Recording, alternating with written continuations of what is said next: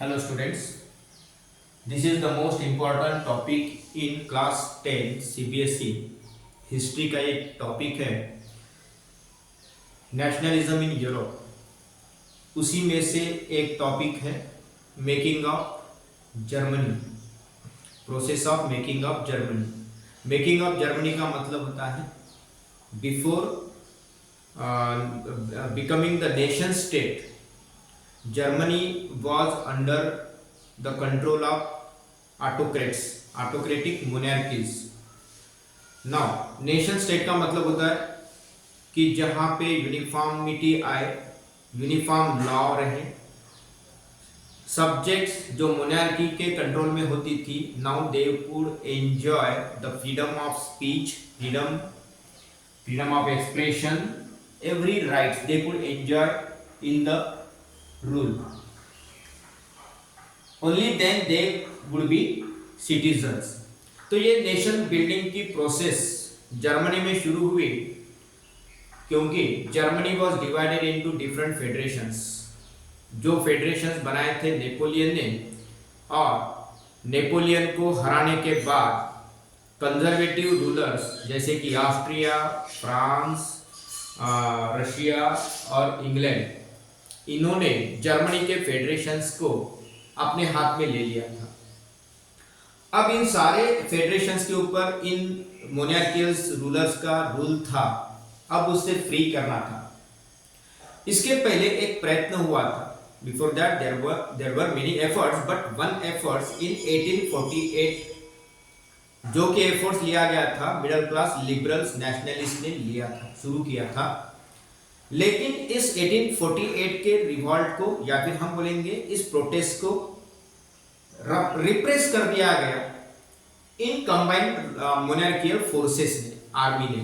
Austria के बाद में इंग्लैंड, रशिया, ये सारे कंजर्वेटिव रूलर्स, डेनमार्क, फ्रांस, इनके मोनार्कीज ने इस जर्मनी के रिवॉल्ट को सप्रेस कर दिया, रिप्रेस कर दिया, जहां उन्होंने एक फ्रैंकफर्ट पार्लियामेंट भी बनाने की कोशिश की थी मिडिल क्लास नेशनलिस्ट ने, लेकिन उसको भी डिसमिस कर दिया गया। उसके बाद जब जर्मनी का यूनिफिकेशन करना है तो ये जो इनिशिएटिव है ये लिया प्रूशिया ने। Prussia was at that time very powerful monarchial system.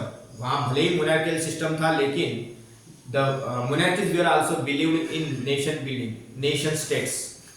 तो वहां पे भी प्रूशिया ने इनिशिएटिव लिया, जहां पे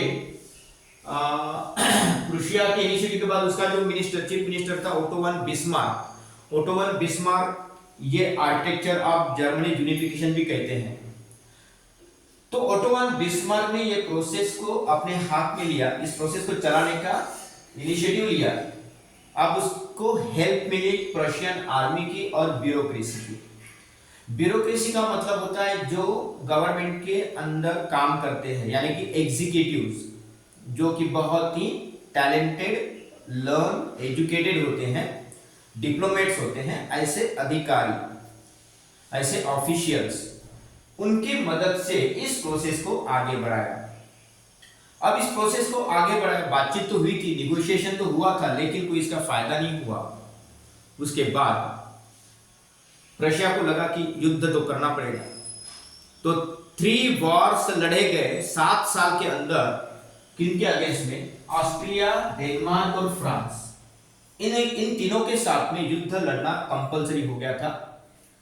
और उस युद्ध के बाद रशिया की जीत हुई। 7 साल लड़े, युद्ध में जीत होगी, प्रूशिया की विक्ट्री होगी, और कैसर विलियम वन, जो प्रूशिया का किंग था, उसको यूनाइटेड जर्मनी का राजा बना दिया गया।